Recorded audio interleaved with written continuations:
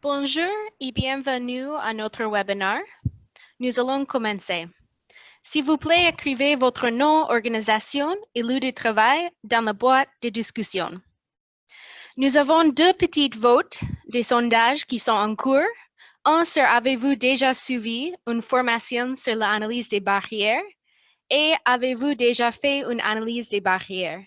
Ces deux questions sont juste pour que le présenteur sache un peu de votre expérience. Donc, merci bien de répondre à notre sondage.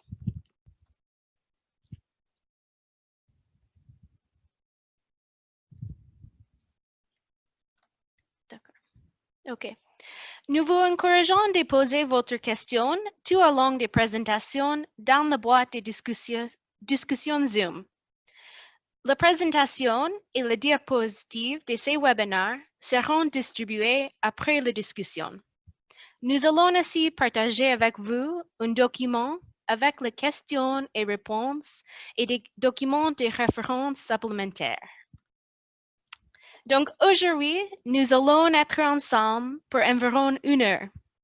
Moi, je suis Nicole, je suis Senior Specialist avec ProWash et je suis ici dans la salle avec Rebecca, directeur de ProWash, et Julia, gestionnaire du programme, et Carlos Sanchez, qui est spécialiste senior en changement de comportement.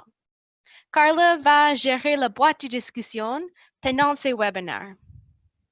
Nous sommes ravis d'avoir Amimou Kalimera, gestionnaire SPCC pour le projet FSP Nyanya sur ligne, et Bonnie Kittle, expert en changement de comportement et formateur expert sur l'analyse des barrières.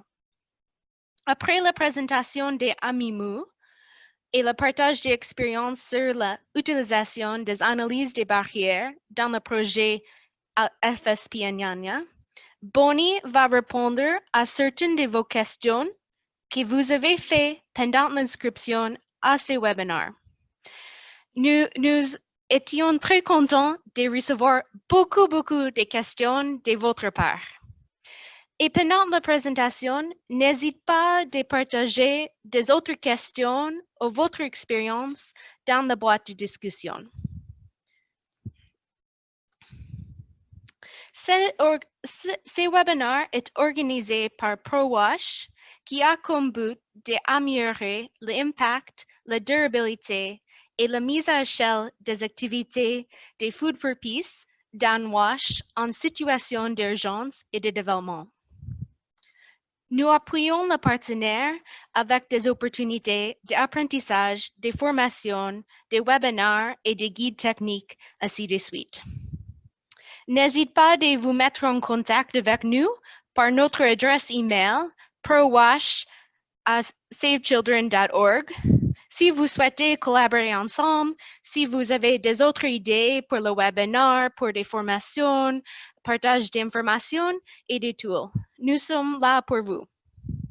Maintenant, je passe la parole à Mimou Kalimera, gestionnaire SPCC de FSP Nyanya à Sud Kivu, en République démocratique du Congo. Mimou, vous pouvez partager votre écran.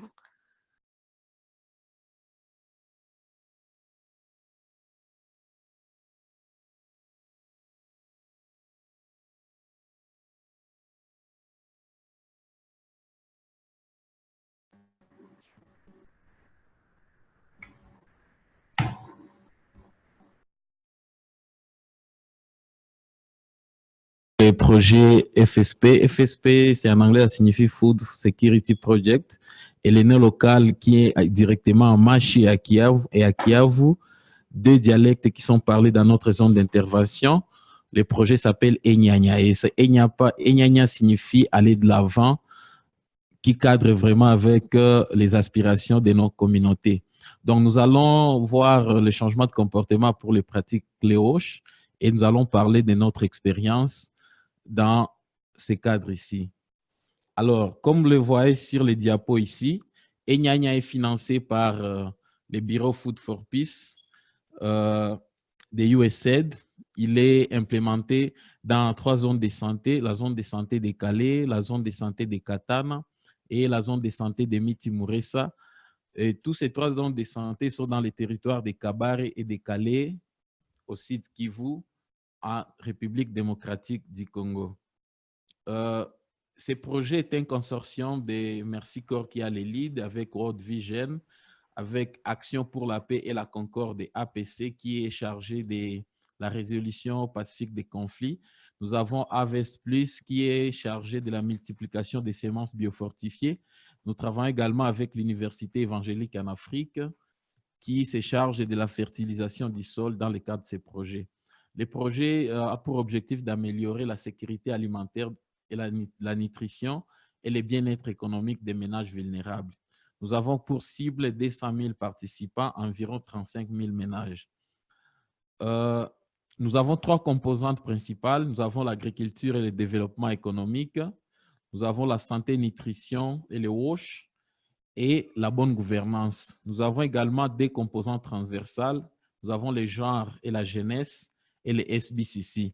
Donc, quand vous voyez les genres et la jeunesse, comprenez que notre projet a un focus particulier sur les femmes et sur les jeunes.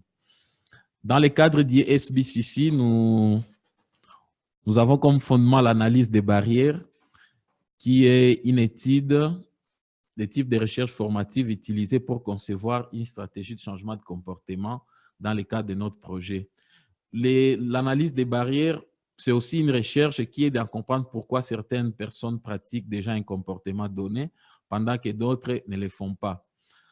Alors, pour conduire l'analyse des barrières, nous faisons un entretien avec un échantillon de 90 participants. Ça signifie 45 pratiquants et 45 non-pratiquants, auprès desquels nous essayons de poser les questions afin de dégager les barrières et les facteurs qui favorisent un comportement donné.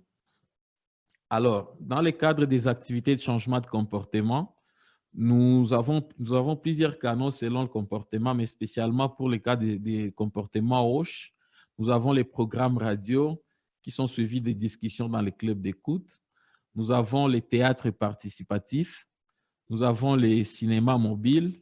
Nous avons également les KEA Group dans lesquels nous essayons d'enseigner les femmes à travers les boîtes à images. Donc, ça, ce sont des activités que nous avons pu dégager après les analyses des barrières. Il a étudié 4 comportements, mais ici, nous avons donné l'exemple de 2 comportements. Les hommes et les femmes se lavent les mains avec du savon ou de la cendre pendant les 5 moments clés, entre autres après la défécation, avant de manger, avant de nourrir un enfant, avant de préparer la nourriture, après avoir changé les couches, et ça, c'est chaque jour. Deuxième exemple de notre comportement, les hommes et les femmes s'assurent que les membres de la famille boivent de l'eau traitée chaque jour. Alors, ici, j'ai l'exemple d'un cadre comportemental, d'un cadre logique comportemental. C'est sur les comportements où les hommes et les femmes se lavent les mains après les 5 moments clés que nous venons de citer. Ça, c'est l'énoncé comportemental. Les groupes prioritaires, ce sont des données démographiques des routines, les désirs communs de nos communautés, les pratiques actuelles liées au comportement, les barrières communes auxquelles font face les personnes auxquelles nous avons interviewé, mais aussi les étapes de changement de comportement. Pour les cas des déterminants barrières, en termes d'exemple ici, nous avons en termes de susceptibilité au risque perçu. La plupart des autres, c'est peu possible d'attraper les maladies diarrhéiques. Et ici, comme pont vers les activités objectifs de communication, nous devons augmenter la perception que les enfants peuvent attraper les maladies des mains sales. Et dans la colonne des activités, nous avons des réunions dans les KEA Group où nous essayons d'apprendre aux mamans toutes les bonnes pratiques qu'elles doivent essayer de faire. En termes de deuxième déterminant, ce sont des exemples parce qu'on a eu beaucoup de déterminants liés à ces comportements. Nous avons l'efficacité de l'action. Et ici, la plupart nous ont dit il y a la probabilité d'attraper les maladies diarrhéiques si vous ne vous lavez pas les mains avec du savon ou de la cendre pendant les 5 moments clés. Et en termes d'objectifs de communication ou pont vers les activités, que se laver les mains aux 5 moments critiques de la journée est la meilleure façon de prévenir la diarrhée. Et ça, on a presque les mêmes activités en plus des programmes radio que nous avons pu voir là-dessus. Ici, dans le cadre d'un spot pour la promotion de l'objectif de communication, ici, augmenter la perception que se laver les mains aux 5 moments critiques de la journée est la meilleure façon de prévenir la diarrhée. Nous avons un petit scénario ici. Nous avons 2 femmes, et là, on a nommé femme 1 et femme 2. Le scénario est celui-ci. Pourquoi tu ne donnes pas à ta fille pendant qu'elle réclame la nourriture? La femme 2 répond, elle ne cesse de faire la diarrhée. Je viens de jeter des sels dans les latrines. Maintenant, je dois lui donner à manger rapidement. Non, mon ami, tu dois d'abord te laver les mains avec du savon de la cendre avant de lui donner la nourriture. Ma chère, je trouve que se laver les mains est une perte de temps et je suis pressé. Il n'y a rien de plus important que la santé de votre enfant et vous pouvez apprendre à vous laver les mains en quelques secondes. Il est plus facile de se laver les mains que de nettoyer tout le temps un enfant souffrant de la diarrhée. Et les messages que nous avons ici, chef de ménage et tous les membres de la famille, lavez les mains avec du savon de la cendre après la défécation, avant de manger, avant de nourrir l'enfant, avant de préparer la nourriture, après avoir changé de couche chaque jour. C'est facile et protège contre les maladies hydriques. Ça, c'est l'exemple d'un spot radio par rapport à l'objectif de communication ci-dessus de la photo. En lien avec un autre comportement, les hommes et les femmes assurent que les membres de la famille boivent l'eau traitée avant la consommation chaque jour. Nous avons ici un cadre logique comportemental. Nous avons en termes de groupes prioritaires les données des routines là qui sont sur les données démographiques, les désirs communs, les pratiques actuelles, les barrières communes et l'étape des changements. On a noté ici un exemple des trois grandes barrières déterminants identifiées. Auto-efficacité, les gens ne se sentent pas capables de traiter de l'eau. Et l'objectif de communication ici, c'est renforcer la capacité dans le traitement de l'eau avant la consommation chaque jour. On peut voir aussi notre exemple sur les déterminants des normes sociales où on dit aucun n'approuve le traitement de l'eau. Et ici, l'objectif de communication, c'est augmenter la perception que tout le monde approuve le traitement de l'eau potable. Et ici, nous avons des séances, donc des rencontres dans les cas à groupe pour montrer toutes les étapes des traitements ici, parce que les femmes nous ont dit qu'elles ne sont pas capables de traiter. Et là, on doit traiter ces déterminants en montrant les étapes parce que c'est lié à la connaissance. Nous avons aussi les théâtres participatifs dans lesquels nous essayons de montrer à beaucoup de personnes comment on fait cette activité. Et dans le cadre ici de nos activités, nous voyons l'exemple ici d'une boîte à images avec l'objectif de communication d'augmenter l'habilité ou la capacité de traiter de l'eau à boire pendant les rencontres dans les cas à groupe où les meilleures pratiques comment traiter de l'eau. Vous voyez ici l'exemple dans les tableaux d'une boîte à images avec toutes les étapes.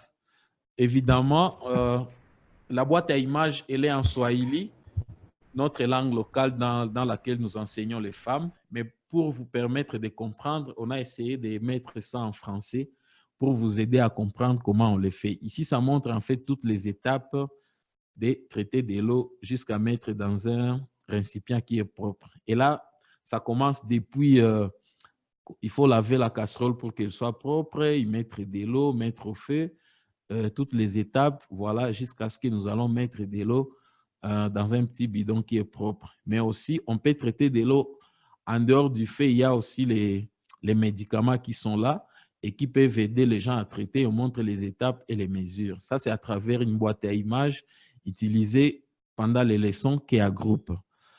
À travers les théâtres participatifs, ici, vous voyez l'image d'une scène de théâtre dans la zone de santé de Kabari, où on était en train de traiter l'objectif de communication d'augmenter la perception qu'il vaut la peine de dépenser de l'argent pour traiter de l'eau. Où on voit une scène ici où un couple est en train de... L'homme est en train de vérifier si réellement la femme a traité l'eau ou l'eau est potable. Et il y a une femme qui porte un parapluie parce que c'est théâtre participatif et il y a interaction avec les participants. Et les grands messages liés à tous ces scénarios ici, c'est parents, Dépensez votre argent pour traiter votre eau, pas pour des voyages coûteux au centre de santé et des médicaments coûteux. Ça, c'est l'exemple de notre activité de campagne de communication ici. En lien toujours aux boîtes à images, nous avons ici notre boîte à images où on montre un homme en train de laver les toilettes. On les fait exprès parce que dans nos communautés, la plupart des hommes ne se chargent pas de ce genre de questions. Et ici, nous voulons montrer la participation de l'homme et de la femme pour le bien-être de la famille. Et l'objectif des communications ici, c'est d'augmenter la capacité à garder les latrines propres pour éviter les mauvaises odeurs. Et les grands messages ici, papa, vous êtes capable d'entretenir votre latrine. Avec votre appui, la latrine n'aura plus de mauvaises odeurs. Ça, c'est aussi un autre exemple d'une boîte à images. Nous faisons aussi, dans le cas toujours des boîtes à images, des grandes affiches que nous mettons sur les artères dans nos communautés. Et ici, c'est en lien à la protection des sources, parce que nous avons également un comportement dans ce sens. Et l'objectif des communications ici, c'est d'accroître la perception que personne ne désapprouve l'entretien et la protection des sources et des captages. Et les grands messages pour pouvoir accompagner notre beau dessin ici qui montre la protection des sources et comment nous devons puiser de l'eau en laissant nos chaussures dehors. On dit, amis, nous voulons tous une source d'eau propre. Aidez les comités Hoche et faites votre part. Voilà un peu pour les activités sur les grandes affiches. Nous avons l'une de nos activités phares ici, c'est les cinémas mobiles. Et ici, on voulait promouvoir l'objectif de communication d'accroître la perception que personne ne désapprouve l'entretien et la protection des sources et des captages d'eau. Et le grand message ici, c'est que, amis, nous voulons tous une source d'eau propre, aidez les communautés Hoche et faites votre part. C'est le grand message pour accompagner ceci. Nous avons l'exemple d'une petite vidéo de nos cinémas que nous projetons dans les communautés et je vous invite à suivre, ça prend maximum 1 minute.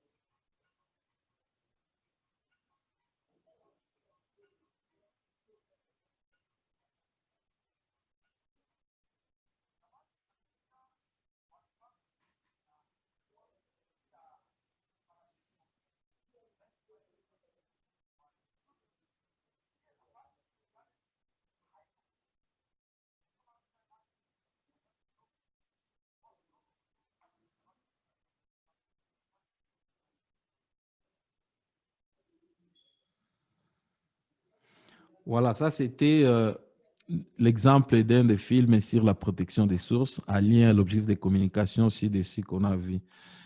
Et en termes de suivi, parce que nous devons avoir les feedbacks, savoir comment réajuster nos activités, nous avons en fait un format qui couvre en même temps les programmes radio, la caravane cinéma mobile, mais aussi les théâtres participatifs. En lien à ces, nous avons ici pratiquement 6 questions. Quelle est la thématique? Ça, c'est le cadre de l'émission. Quels sont les messages que vous avez retenus? En quoi ces messages sont utiles pour changer votre mode de vie? Les messages tiennent compte des besoins et expériences des hommes et des femmes. Qu'est-ce que vous n'avez pas aimé dans l'émission? Quelles propositions, suggestions faites-vous à l'animateur ou à la station radio? Les mêmes questions reviennent pour les cinémas mobiles et elles sont nuancées à la 5e et à la 6e question où on pose la question qu'est-ce que vous n'avez pas aimé dans les films ou dans l'animation de la séance? Mais également, la 6e question, nous disons quelles propositions, suggestions vous faites en fait à l'équipe de production. Là, ce sont des feedbacks que nous essayons de récolter. Et pareil pour le théâtre participatif, à la 5e question, on essaie de nuancer, savoir qu'est-ce que vous n'avez pas aimé dans les scénarios ou dans les échanges avec les spectateurs qui sont venus voir les théâtres. Et en même temps, nous avons également la 6e question où qu'est-ce que les gens peuvent suggérer aux acteurs de la troupe. Ça, c'est un document qui nous permet en fait de récolter les feedbacks de nos communautés. Et en termes de leçons apprises, elles sont nombreuses. Nous avons essayé de donner l'essentiel en fait. Par rapport aux analyses des barrières, premièrement, le questionnaire doit être traduit dans la langue locale. Il doit être prétesté par des enquêteurs qui connaissent très bien la langue locale et le questionnaire devra être revu en fonction des observations recueillies. Comme deuxième leçon apprise, le questionnaire doit suivre les consignes dans le guide de l'analyse des barrières et cibler un comportement par questionnaire. Donc, un questionnaire doit être lié à un seul comportement. Ceci nous permet en fait de savoir quelles sont les barrières et les facteurs favorisants. Parce que si on essaie de mélanger un questionnaire pour des comportements, on aura du mal vraiment à scinder les barrières ou les facteurs favorisant l'adoption des comportements. Une des leçons apprises, c'est que la formation et la participation des journalistes pour les 4 programmes radio à la conception des programmes basés sur les résultats d'analyse des barrières assure une bonne compréhension et une bonne appropriation de l'approche SBCC. Une autre leçon apprise, c'est que le cinéma mobile, pour notre cas, est une activité très appréciée par la communauté, d'où nous voyons la nécessité de promouvoir plusieurs comportements à travers ce canal. Pour les cas de production des programmes radio, il faut s'assurer que votre public cible ou les groupes prioritaires assistent ou écoutent les émissions radio, mais également participent par exemple aux pièces de théâtre, d'où l'importance de faire toujours un suivi et avoir les feedbacks, mais aussi les suivis et les clubs d'écoute pour le cas des programmes radio où on essaie de discuter le contenu des émissions. Ça nous donne quand même un échantillon à travers le club d'écoute, savoir si vraiment les programmes radio sont suivis. Pendant les présentations théâtrales, nous avons relevé que l'horaire de 14h à 16h ne convenait pas vraiment à certaines personnes dans la communauté. Et l'une des suggestions était que les présentations théâtrales se fassent les week-ends pour que vraiment la majorité de nos communautés ou de nos participants puissent participer aux séances. Voilà ce que j'avais à partager en termes d'expérience des FSP sur les SBCC dans l'approche eau, hygiène et assainissement. Je vous remercie. Merci beaucoup pour la présentation, Amimou. Je sais que vous avez beaucoup d'expérience de partager avec nous. C'est votre 2e ou 3e projet, je crois, financé avec Food for Peace, n'est-ce pas? Oui, c'est le 3e projet. C'est déjà le 3e, oui. Oui. Et vous gérez beaucoup de différents comportements avec votre stratégie multisectorale. Nous avons quelques questions. On va juste poser certaines questions avant d'avancer à la 2e présentation. Donc, il y a notre collègue qui a dit que ces approches sont très innovantes. Est-ce que vous pouvez parler un peu plus sur le théâtre participatif? Et la 2e question, parmi les techniques de traitement de l'eau, est-ce que vous les contextualisez avant de les promouvoir dans la communauté, surtout en termes de coûts? Merci beaucoup. Par rapport au théâtre participatif, en fait, juste dire à nos collègues qui nous écoutent, c'est que nos activités ont été choisies sur base, après en liste des barrières, nous avons identifié les grandes barrières et nous avons fait des focus group avec les membres des communautés, y compris les jeunes, les hommes et les femmes, pour recevoir un peu leurs aspirations par rapport à leurs us et coutumes, par quel canal on peut essayer de promouvoir ces changements. Et c'est comme ça que le théâtre a été l'une des activités retenues. Et de notre expérience, en fait, nous avons identifié 3 troupes théâtrales locales. Malheureusement, une troupe n'a pas été vraiment, n'a pas résisté à nos approches, à nos politiques. Nous sommes restés avec des troupes locales.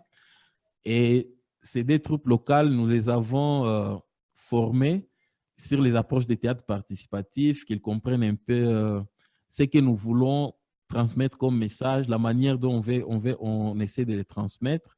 Sur base de ça, on a eu des essais d'abord par rapport au format théâtre radiophonique qu'on appelle ici pour le projet Drama Radio. Après ces essais, on a essayé de les tester aussi pour des festivités comme Journée mondiale de l'eau, pour des festivités aussi en lien à l'agriculture et à l'environnement. Et après, nous avons essayé de voir que les troupes étaient matures parce que dans nos zones rurales, il n'y a pas vraiment de troupes très performantes. Mais après un accompagnement de 6 mois, nous avons jugé que ces troupes étaient matures. Et ensemble, nous avons écrit les scénarios. Nous, en tant que projet, nous avons identifié les sites, nous avons eu les accords avec les communautés locales. Comme vous l'avez vu sur les photos, on a essayé de fabriquer un podium. On fabrique également des chaises. Les chaises, c'est vraiment pour aider les groupes prioritaires. Ça dépend du comportement. On veut vraiment que le public s'y participe. Mais aussi, nous avons des catégories de personnes vulnérables. Ça peut être des personnes vieilles, ça peut être des handicapés, ça peut être des femmes enceintes qui, elles, ne peuvent pas tenir pendant 1 heure et demie du spectacle. Et on veut qu'ils soient vraiment dans le confort. Et c'est à ce titre-là que nous présentons les théâtres avec des interactions avec les participants. Voilà globalement comment on essaie de conduire cette activité. Et on choisit souvent les heures d'après-midi parce qu'on estime que la plupart des personnes reviennent de leur champ et ils peuvent assister aux présentations théâtrales. Voilà globalement pour les théâtres. Et pour les cas des traitements de l'eau, effectivement, on a proposé 3 techniques aux communautés. Donc, on pouvait filtrer l'eau avec juste un foulard propre. Ça pouvait être une technique, mais les communautés n'étaient pas très à l'aise avec cette technique. La technique de cuisson, elle est plus ou moins adaptée, bien que les gens se plaignent que les charbons ou je ne sais pas, les bois de chauffe, ça nécessite du temps pour aller les chercher. Et spécifiquement, pour nos 3 zones de santé, on n'a pas vraiment des boutiques d'intrants où les gens peuvent s'acheter les comprimés pour traiter de l'eau. Et en termes de coûts, par exemple, dans la ville qui est proche de notre zone d'intervention, ça ne coûte pas cher. C'est vraiment un prix qui est abordable.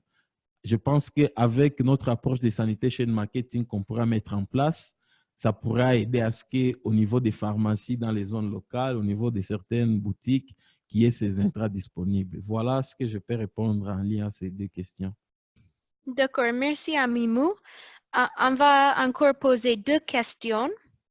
Sachant que le changement des comportements est un processus, pensez-vous que le comportement étudié pouvait être amélioré pendant les 5 ans? Et la deuxième question, comment vous allez mesurer si le comportement a changé? Donc, comment vous allez mesurer si le comportement a changé? Pardon. Ce sont des questions pertinentes. Par rapport d'abord à la deuxième question, pour mesurer si les comportements ont changé, en fait, nous avons notre façon d'évaluer nos activités pour savoir si vraiment les gens prêtent attention, s'ils tiennent compte des messages que nous sommes en train de leur montrer. C'est à travers un format normal de papier dans lequel nous essayons de questionner les gens. Des fois, nous organisons des focus group. Et à travers les propos, on ne sait pas mesurer vraiment concrètement, mais on sait voir si le message est important, qu'est-ce qu'on peut rectifier dedans. Mais avec notre département de suivi et évaluation qui nous donne quand même les tendances des taux d'adoption ou les témoignages des femmes dans les cas groupes, on sait quand même voir s'il y a une tendance de changement.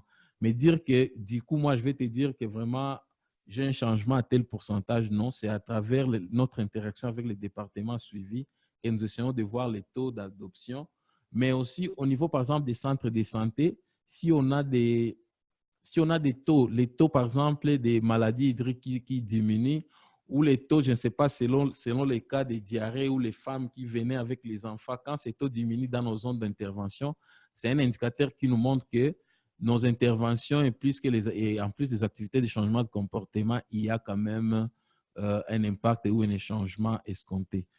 Bon, c'est un peu lié à la première question parce que les changements étaient un processus et il y a des gens, des fois, ils sont dans la ligne des changements et des fois, ils peuvent basculer. Ça dépend des événements, ça dépend des motivateurs ou des situations des vies que la personne a connues. Mais nous, c'est pour ça que pour des projets comme DIFAP ici, nous travaillons sur les stratégies à mettre en place maintenant, mais aussi nous travaillons sur les stratégies de durabilité avec nos partenaires comme la zone de santé. L'idée de travailler avec les radios locales, c'est pour qu'elles puissent s'approprier ces genres en fait, d'activités et continuer à pérenniser ou à diffuser des messages. Derrière, nous avons travaillé par exemple avec les artistes et pour qu'ils se mettent aussi dans la peau des communautés et parler aussi ou chanter des thématiques qui pourront intéresser toujours la communauté, même si le projet a pris fin. Voilà un peu la manière dont nous essayons de voir les choses à notre niveau. D'accord. Donc, il y a encore des questions qui arrivent. Donc, on va poser encore, comment est-ce que la partie gouvernementale de la zone de santé a été impliquée dans ces activités pour assurer le suivi du maintien des comportements après le départ des Mercy Corps? Et la deuxième question, c'est par rapport aussi de la durabilité. Donc, est-ce que vous pouvez nous parler un peu de le plan de durabilité après projet? Merci pour ces deux questions. Par rapport à la première question, c'est que dès la conception, du projet, dès les débuts des mises en œuvre, la partie gouvernementale, en fait, elle est associée. Et ici, puisqu'on parle des questions des WASH, nous travaillons directement avec la division, donc la division provinciale d'abord de la santé au niveau provincial, mais aussi nous travaillons, donc cette division supervise les zones de santé, nous travaillons conjointement avec les zones de santé et ces zones de santé, en fait, assurent les suivis directement avec nos collègues du département et c'est à ces titres qu'ils sont impliqués aussi dans ces activités. Pour, par exemple, l'activité comme cinéma mobile, ils sont aussi impliqués directement parce que nous avons des projections au niveau de centre de santé auxquelles ils participent. Et nous pensons qu'à la longue, tous les formats que nous sommes en train de faire en cinéma pourraient être disponibles au niveau de centre de santé à notre sortie pour qu'ils puissent continuer à pérenniser tous les acquis et toutes les capacitations qu'ils ont recueillies avec les projets. Pour parlant toujours de ces stratégies de sortie, nous faisons pareil avec les radios partenaires où dans nos contrats, par exemple, nous ne payons pas, par exemple, les formats émissions radio et nous capacitons les journalistes, question de pérenniser ce genre d'activités. Et c'est eux qui assurent les discussions dans les clubs d'écoute. Les clubs d'écoute n'appartiennent pas à FSP, ni à Mercy Corps. Les clubs d'écoute dépendent de la radio. Question de laisser cette interaction au niveau des communautés et de la radio, en fait, d'assurer cette dynamique et que la radio puisse jouer son rôle social, d'éduquer et de conscientiser les communautés sur les différents problèmes qui sont là. Et nous, notre rôle, c'est de l'outiller davantage durant les 5 années de l'implémentation et de sortir tête et haute, savoir que nous avons posé des bonnes bases pour qu'ils puissent très bien continuer. Donc, voilà un peu la manière dont on essaie de travailler parce que impliquer la partie gouvernementale, impliquer la partie, par exemple, radio qui est comme société civile et qui est disponible dans la communauté, c'est une façon vraiment d'assurer la pérennité. Voilà globalement notre stratégie derrière ça. D'accord. Et pour terminer cette partie des questions, quels sont vos défis majeurs dans le cadre des changements de comportement positifs? Les défis sont très nombreux. Bon, je vais prendre d'abord pour nos communautés des Kabare, par exemple. Calais, ils avaient eu peut-être une certaine avance des communications avec, avec les projets Djenga, mais à Kabare, nous sommes entrés dans une communauté qui était familière des projets d'urgence. Et du coup, quand une ONG arrive, il faut donner les savons, il faut donner tout et partir. Et ça, c'était le premier défi en termes de pérennité. Nous avons trouvé dans beaucoup des sous-villages des sources qui ont été réhabilitées ou qui ont été aménagées par d'autres projets avant nous. mais qui ne sont pas pérennes. D'où même on a développé un comportement sur la protection des sources. Et ça, c'était vraiment un grand défi parce que de l'urgence au développement durable, les gens ne comprennent rien. C'est comme si vous venez passer votre temps. Donc, la disponibilité d'avoir des communautés pour être éduqués, pour nous comprendre, ça, c'est le premier défi majeur. On y travaille d'ici, donc, à la fin de cette 3e année, on a eu quand même de bons résultats parce qu'il y a eu beaucoup de séances d'éducation, de communication, d'échanges avec les autorités, avec les communautés. Ça, c'était le premier défi parce que cette acceptance, c'est vraiment le premier signe des changements. D'autres facteurs, c'est avec la collaboration avec les zones de santé qui n'est pas toujours facile parce que, en fait, au site Kivu, on voit plus peut-être les cachets que les zones pourront avoir, que plus les suivis qualitatifs de ce qu'ils doivent faire comme activité. Et là, c'était vraiment, au début, la première année, les choses n'étaient pas faciles et on a connu vraiment des sérieux problèmes par rapport à ça. Parce que ça entre au niveau participant, il y a un souci. Au niveau des cadres des zones de santé qui doivent aussi encadrer, c'était un autre souci. Et là, nous avons eu vraiment beaucoup de défis. L'autre facteur, en fait, par exemple, pour les programmes radio, on a eu des sérieux problèmes où les femmes aimeraient vraiment écouter les programmes radio et c'est les maris qui est vraiment les garants du poste de récepteur au niveau de la famille.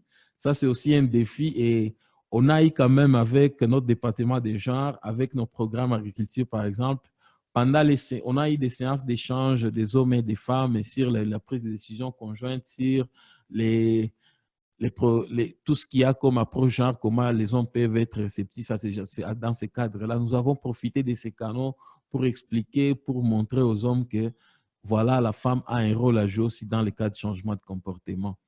Les grands défis aussi, c'est la participation des hommes, par exemple, quand nous disons il faut se laver les mains pendant les 5 moments clés, surtout quand les gens reviennent des toilettes, les femmes montraient moins de compétences ou moins vraiment d'intéressement à construire, par exemple, un dispositif tip-tap devant les portes de la toilette. Et souvent, les hommes disaient non, nous on n'a pas le temps de faire ça, ça ne nous concerne pas. Et il fallait vraiment travailler cette partie et impliquer les communautés. Ce sont les grands défis vraiment que nous essayons de rencontrer. Voilà, grosso modo. D'accord, merci beaucoup Amimou. Et si ça reste du temps vers la fin de la présentation, nous allons continuer avec des autres questions. Donc, merci encore. Maintenant, on va passer à questions et réponses. Donc, il y avait plusieurs d'entre vous qui ont soumis des questions pendant l'inscription à ces webinaires. Et Bonnie Kittle est expert en changement de comportement.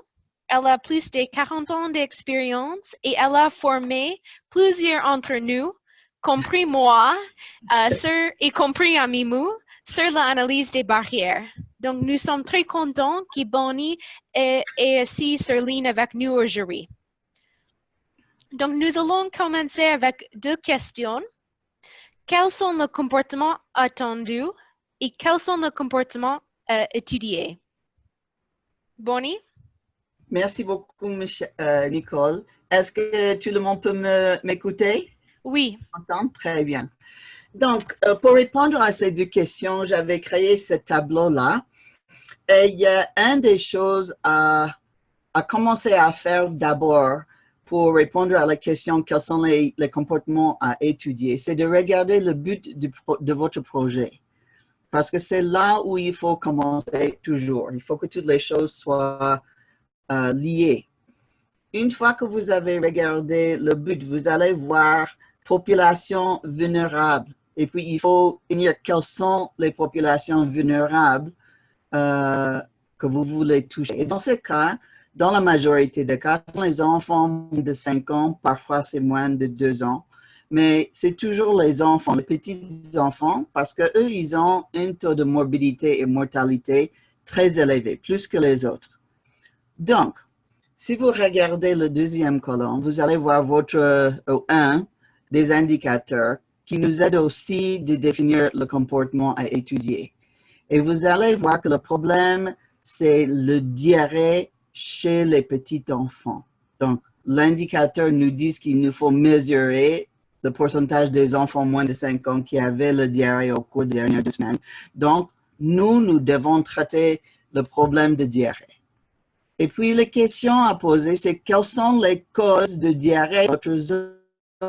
Et dans le domaine de WASH, nous avons 3 comportements ou 3 causes de diarrhée. Et puis, c'est à partir de ça que nous pouvons identifier peut-être les comportements les plus importants dans WASH. Il y a beaucoup d'autres, ça c'est clair, mais parmi les plus importants, c'est de se laver les mains avec du savon. Et vous avez votre indicateur qui est là. Vous avez l'utilisation de la latrine et vous avez votre indicateur écrit là-bas. Et puis la consommation, et voilà l'indicateur qui sont là. Mais à partir de ça, il faut écrire une déclaration de comportement parce qu'il inclut, ce sont le groupe prioritaire, le groupe qui doit pratiquer le comportement. Donc, pour le lavage de mains, nous avons les mères des enfants moins de 5 ans se lavent les mains avec du savon ou peut-être cendre aux 5 moments clés chaque jour. Pour l'utilisation de la latrine, nous avons aussi les mères des enfants moins de 5 ans défectent dans une latrine.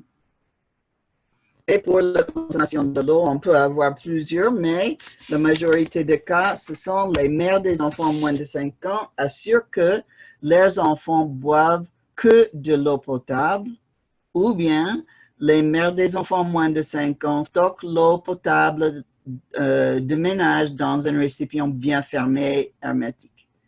Donc, ce sont des exemples et ces 3-là sont plus souvent étudiés, mais je veux que vous voyez le lien entre le but du projet et l'identification du groupe prioritaire, ce sont les enfants, mais qui s'occupent de ces enfants, ce sont les mères. Et puis le problème, c'est le diarrhée, et c'est là où on peut identifier quels sont les comportements pour protéger les enfants d'attraper le diarrhée.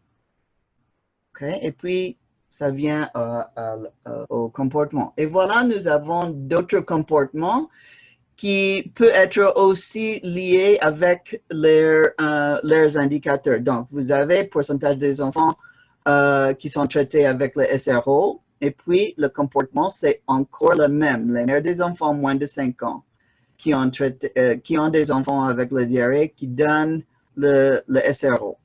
Et puis, vous avez votre indicateur, hommes et femmes en union avec enfants moins de 2 ans qui prennent des décisions conjointes avec leurs partenaires sur la santé et nutrition des enfants. Et voilà encore le comportement. Les mères des enfants moins de 2 ans prennent les décisions conjointes avec leurs partenaires sur la santé et nutrition des enfants. Donc, j'espère que ça répond à ces questions.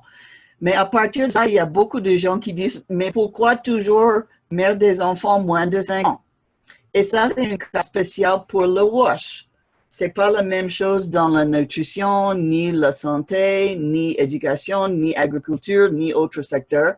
Pour le WASH, dans beaucoup de cas, le groupe prioritaire a interviewé pour l'analyse de barrières et pour cibler pour vos activités de changement de comportement. Ce sont les mères des enfants moins de 5 ans parce qu'ils sont plus occupés avec les petits enfants moins de 5 ans, vous voyez dans l'image là. Donc, nous souhaitons que tous les gens appliquent le comportement, mais la personne la plus importante pour réduire le diarrhée chez les petits enfants, ce sont les mères, parce que ce sont les mères qui prennent plus le temps avec l'enfant. Et aussi, si vous voyez dans la majorité de nos villages, à peu près 80% des ménages ont une mère avec un enfant moins de 5 ans. Donc, bien que vous allez focaliser vos efforts sur cette mère, vous allez toucher la majorité de ménages dans le village. Aussi, il faut être pratique. Les projets n'ont pas tous les ressources possibles, donc il faut considérez quelles sont les ressources que vous avez. Si vous voulez contacter tout le monde dans le village, j'ai tout les comportements parmi tout le monde, vous allez avoir beaucoup de problèmes avec vos ressources. Donc, il vaut mieux concentrer vos efforts de changement de comportement sur un thème pour une bonne utilisation de vos ressources du projet. Aussi, tiens compte du fait qu'une fois que vous avez changé la vie et le comportement de cette mère, il est très probable qu'elle va influencer les autres membres de famille. Elle a beaucoup d'influence, même sur son mère. Et on peut utiliser cette mère pour promouvoir les changements de comportement chez les autres membres de famille. Et en dernier lieu, il faut tenir compte qu'une analyse de barrières doit être faite parmi un groupe prioritaire, pas plusieurs. Donc, il n'est pas possible d'utiliser une étude pour rechercher plusieurs types de personnes. Il faut interviewer une seule personne pour mieux comprendre quelles sont les barrières devant cette personne et pour que vous pouvez désigner une stratégie de changement de comportement efficace. OK? Slide. D'accord. Oui. Merci, Bonnie. Donc, maintenant, quelle stratégie devrons-nous adopter pour analyser les barrières et le changement de comportement dans les zones fragiles ou d'urgence et dans un contexte d'insécurité?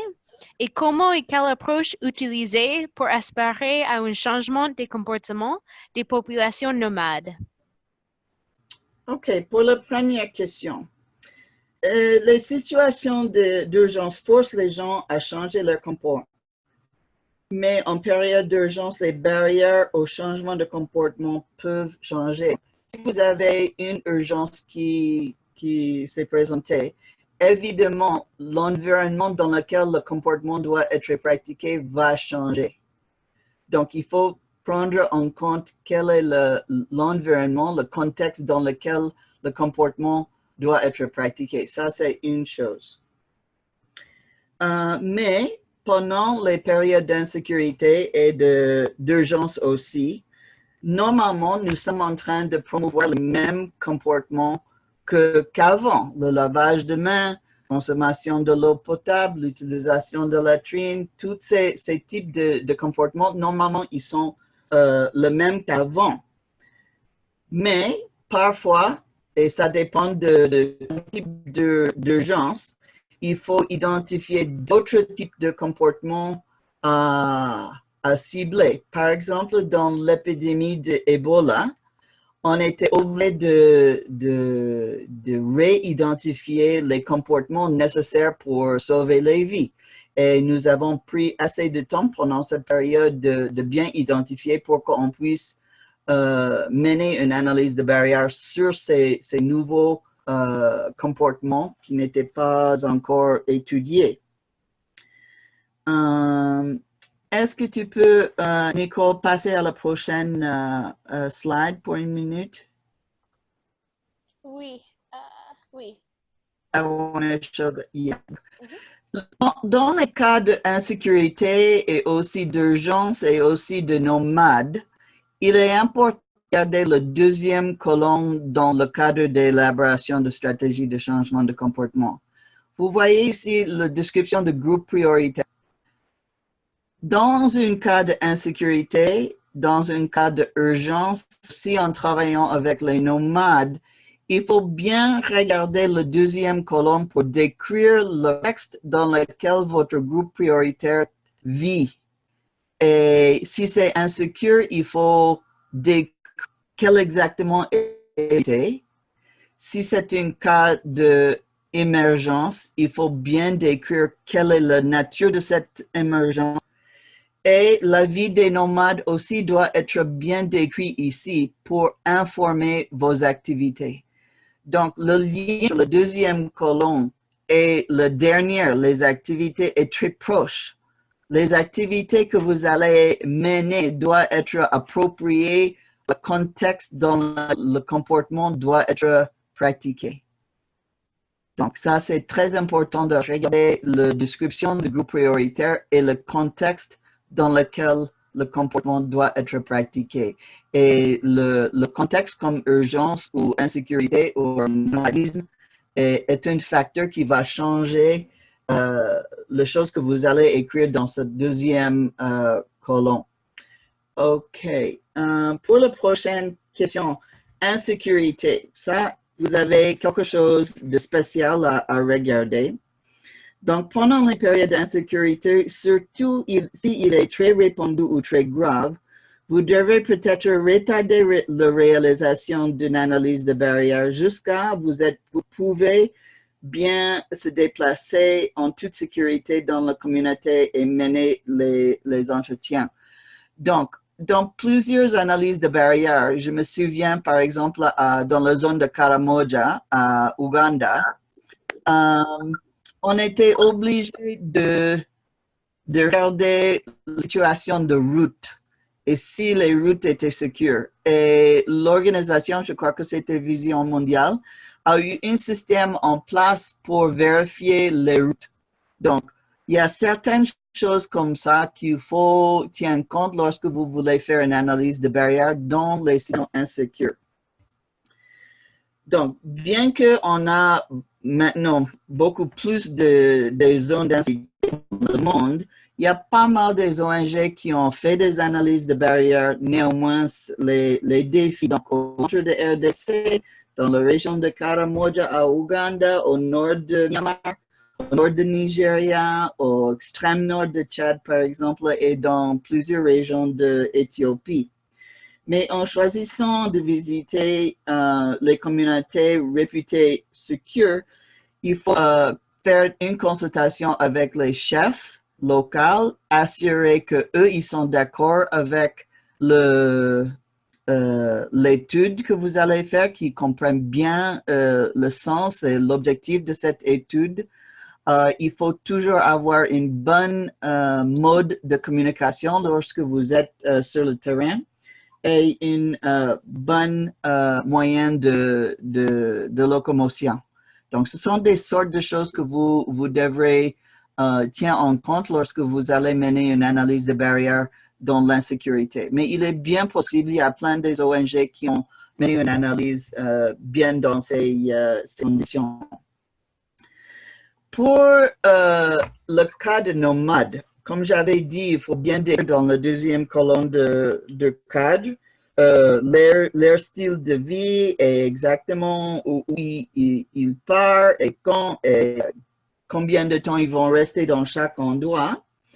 Mais il faut dans les activités prévoir d'insérer un type de personne, agent de changement dans le groupe.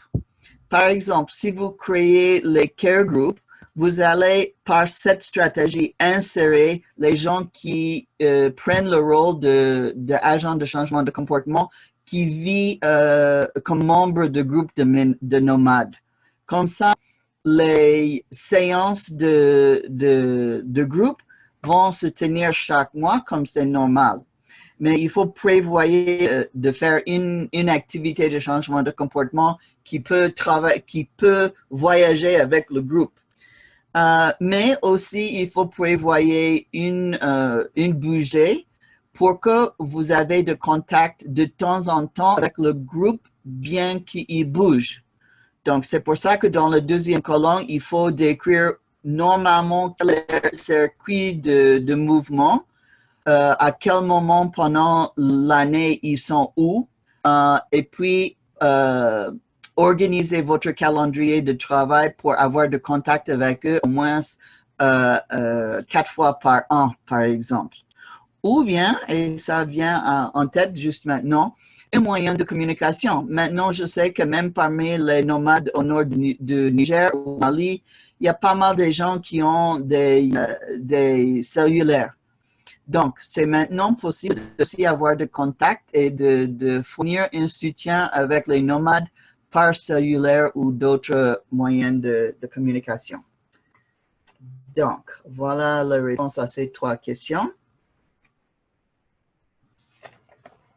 Merci, Bonnie. Et maintenant, on a la question dans la boîte de discussion et sur ces diapo, quand est-ce que l'analyse des barrières doit être faite dans le cycle des mises en œuvre du projet?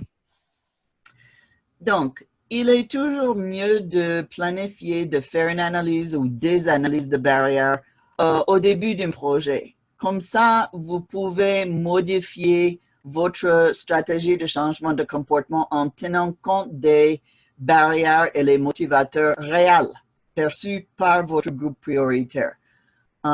Mais si vous êtes au milieu de votre projet, vous pouvez en même temps une analyse de barrières le moment d'un projet si vous avez l'autorité et les moyens de refocaliser votre stratégie de changement de comportement en tenant compte des résultats de l'analyse de barrières. Si toutefois votre système de suivi vous dit que certains comportements ne sont pas en train d'être adoptés, voilà aussi une autre opportunité que vous faites une analyse de barrières pour mieux comprendre les barrières qui empêchent les gens de pratiquer un comportement. Donc, voilà les 3 moments clés pour mener une analyse de barrières. D'accord, merci Bonnie. Et je voulais ajouter que nous avons reçu beaucoup de questions par rapport à l'analyse des barrières et des autres questions plus générales pour le WASH. Pour les questions qui sont liées avec l'analyse des barrières, Bonnie a préparé des réponses écrites et on va vous envoyer après avec la présentation. Nous sommes presque à l'heure, donc si vous avez des autres questions sur les analyses des barrières, s'il vous plaît, mettez dans la boîte de discussion. Nous allons prendre note et après, pendant cette semaine, nous allons vous envoyer des réponses. Donc, je voulais encore remercier Bonnie et Amimou pour leur présentation et pour le temps qu'ils ont fait pour partager avec nous aujourd'hui. Au début de la présentation, nous avons fait un petit sondage. Donc, je voulais aussi partager le résultat. Il y avait 20 personnes qui ont répondu à sondage et on voit que 70% ont déjà suivi une formation sur l'analyse des barrières. Pour celui qui ont suivi une formation, ça semble que 60% a déjà fait une analyse des barrières. Donc, c'est bien qu'il y en a déjà beaucoup d'expérience sur ligne. On espère qu'avec ces webinaires, vous avez aussi des autres idées et des consignes que vous avez apprises. Donc, on voulait aussi partager que nous avons des ressources qui sont disponibles sur le site web des FSN Network. Il y a beaucoup de questionnaires sur le comportement WASH, beaucoup qui ont été élaborés par Bonnie Kittle et qui sont déjà disponibles en français. Donc, si vous avez envie d'amener des analyses des barrières, soyez libre de nous contacter. Bonnie Kittle, elle est aussi disponible pour vous fournir des appuis techniques par email. Donc, on est là pour vous. On a aussi des guides pratiques pour amener une analyse des barrières qui est disponible en français. On a l'élaboration d'une stratégie de changement de comportement.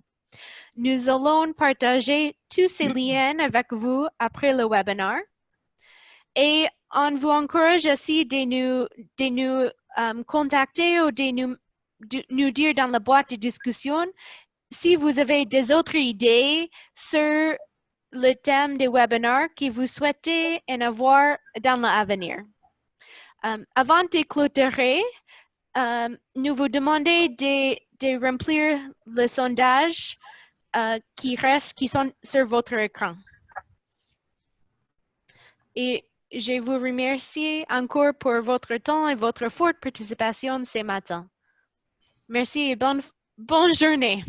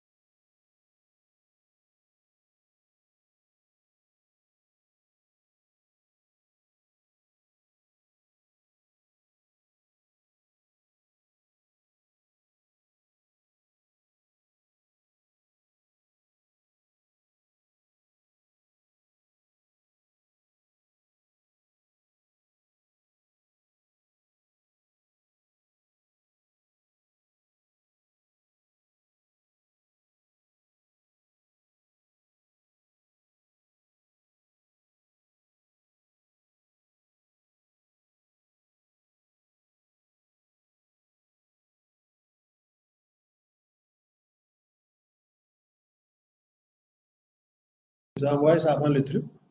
Oui, avant la présentation. Avant la présentation? Oui. Pourtant, moi, je parle.